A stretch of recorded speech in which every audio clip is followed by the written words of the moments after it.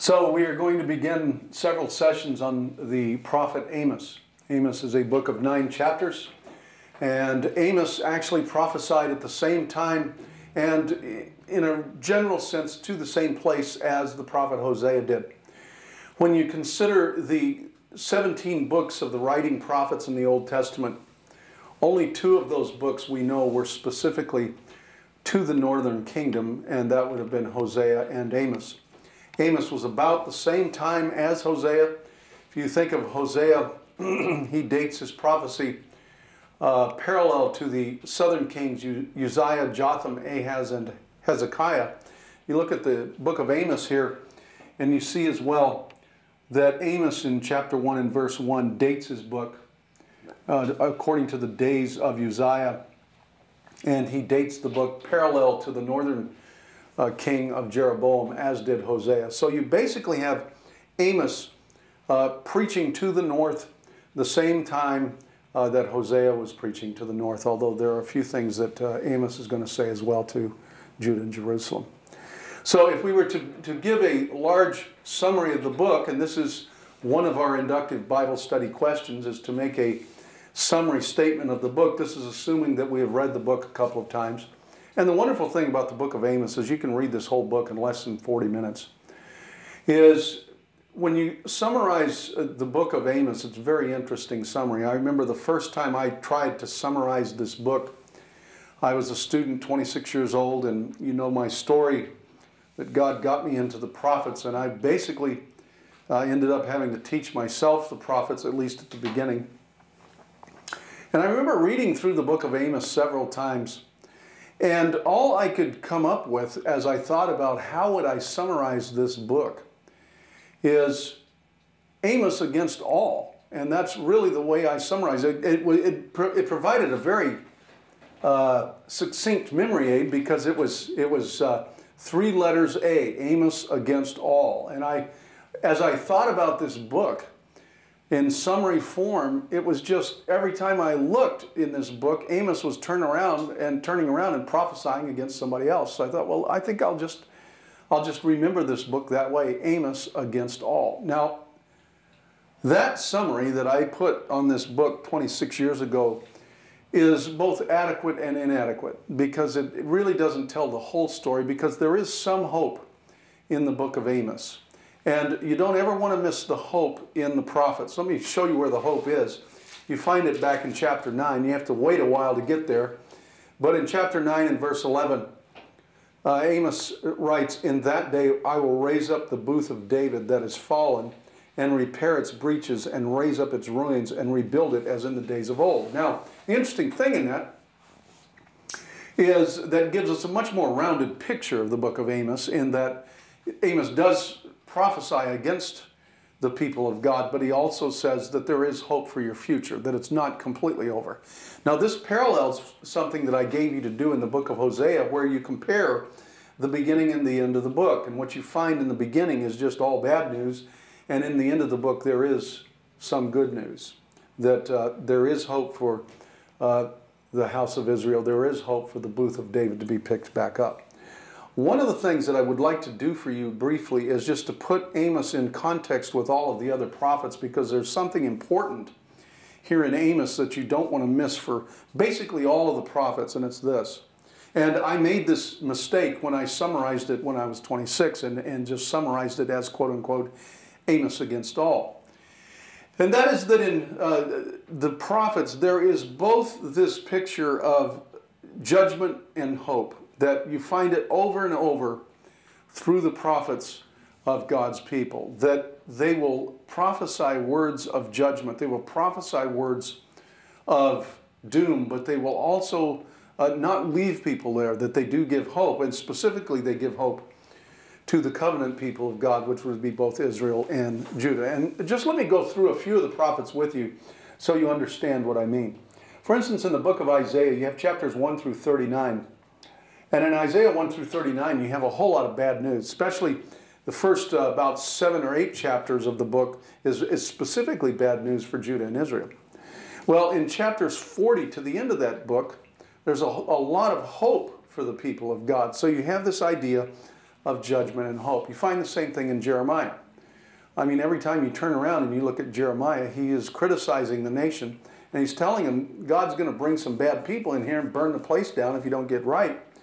And at the same time, and he ultimately says, there is no hope. And God says, don't even pray for these people. These people are rebellious. The remarkable thing in the book of Jeremiah, when you get chapter 31 through 34, is that there's still hope for the nation. You look at Ezekiel, it's the same way. About the first 32 chapters, it's just constant judgment. And then right at the end of the book, there is hope. You find in Hosea that there is hope at the end of the book. In the book of Joel, there's hope at the end of the book. And you could just go through all the prophets this way. And I just want to underline for you that this is a theme in the prophets. That it's not all bad news. That it's a combination of bad news, but there is good news and there is hope. Now, the reason that's important is the gospel's the same way. When you think about how you preach the gospel, you preach bad news and good news, right? You preach that people are lost in sin, and if they don't get right from their sin, they're going to go to hell. Now, if we just stop there, that'd be a very negative message. And unfortunately, a lot of people look at the prophets like that they're just negative people giving a negative message. But there is positive news in the gospel too, right? And the positive news, of course, is that Christ died and was raised from the dead. And that if people will turn to him and have faith that his death, burial, and resurrection forgives them of their sins, that there's good news for people. So we preach both the harshness and the mercy of God, right? Paul said that in the book of Romans in chapter 9. So as we begin this book, and you're going to see just a whole lot of judgment in this book. I don't want you to get carried away to think, well, that's all the book is. That's what I would say the majority of the book is. But he doesn't leave us without hope. The other really neat thing in that is it does give us a little bit of a format for the ministry. And that is that when God gives us, shall we say, a rather difficult word to give to somebody, or a rather, what we would even consider in our own mind maybe a rather harsh confrontation for somebody, that we don't want to ever forget that God is a God of hope. And Paul said this in Romans 15, that he's a God of hope. And so what I always encourage people in the ministry to do, if they have to go correct somebody or rebuke somebody, that they always pick them up. We have to pick people up after we've knocked them down, because what we don't want are people simply to be discouraged by words that we may give to them that in fact are true words. So what I want to do for you is just kind of take a look at these first few chapters of Amos. And what you find in these first few chapters of Amos are God's discipline on several groups. And what you're going to find is that the discipline of God on the Gentile nations, that is those nations who are not included in the covenant of Moses like Israel and Judah were, that his discipline is quite parallel to the way he treats his own people, and for some of the same sins, which is a positive and a negative. The positive is God is just and he loves all people. The negative is that the people of God were involved in the same kinds of sins as all the nations around them.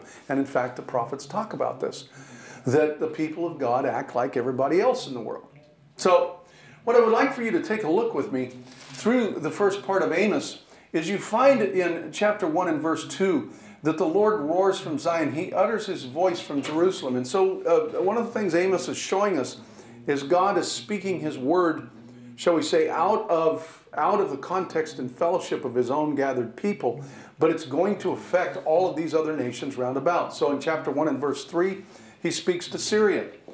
And he says that Damascus is going to be destroyed. And the way they're going to be destroyed, by the way, is by fire. You find that in verse 4. And you find that fire is the basic tool of destruction here in these nations. And the reason for that is often when invading armies would invade, that the way they would destroy places was they would burn them.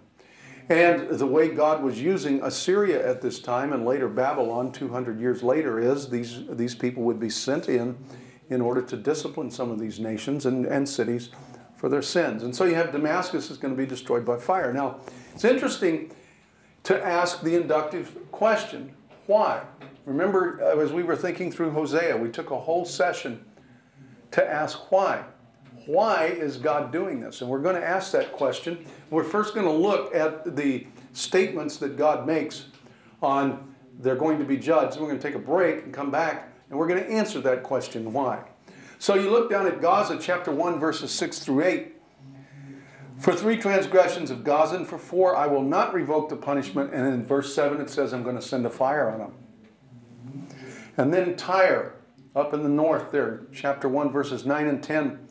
For 3 transgressions of Tyre, and for 4. Where it says for 3 transgressions and for 4, this is typical Hebrew poetry, where you have parallelism with a little tweak, a little something added. And basically God says that for these numbers of transgressions, you've done things and I'm to the point where I can't take it anymore. This is going to happen to you, Tyre. And what's going to happen in verse 10? You're going to catch a fire. Edom, 1:11 and 12.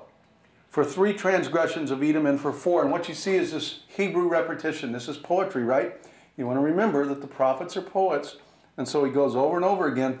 And in verse 12 he says, I'm going to send a fire. Ammon, the same way, 1:13. For 3 transgressions of the Ammonites and for 4, I will not revoke the punishment. Verse 14, I'm going to send a fire. In chapter 2, verses 1 through 3, with Moab, he says, for 3 transgressions and for 4 of Moab, I'm going to send a fire. Verse 2. And then in Judah, chapter 2, verse 4 and 5. Very interesting what happens here in Amos, because it's not in chronological order, because Israel was judged and disciplined before Judah was, although Judah is mentioned first. 2, 4, and 5. For 3 transgressions of Judah and 4, what's going to happen? Verse 5, I'm going to send a fire. Now, it could very well be the reason that the poet did this. It was to put all of the fire judgments together and to leave the one that he's going to give for Israel right there at the end, which is going to be a little different. And so you find in chapter 2, verses 6 and following, for 3 transgressions of Israel and for 4, I will not revoke the punishment. And what's the answer going to be for them? And that is that they are going to go into exile. And so we have the nation of Israel is going into exile. 2:16, he who is stout of heart among the mighty shall flee away naked in that day. And in fact, when Israel was taken away from the land because of their sins, they were taken away naked. Often when the Assyrians would march people for hundreds and hundreds of miles, they would march them naked. And so that was simply to add to both the humiliation and to remind them of how powerless they were against the king of Assyria. So as we open this idea in the book of Amos that God is saying these real serious statements of destruction and exile to these various people, we want to ask the question, right? It's really the right question to ask. Well, why would God do this? Why does he do it? When we come back to the next session, we're going to answer the question, why?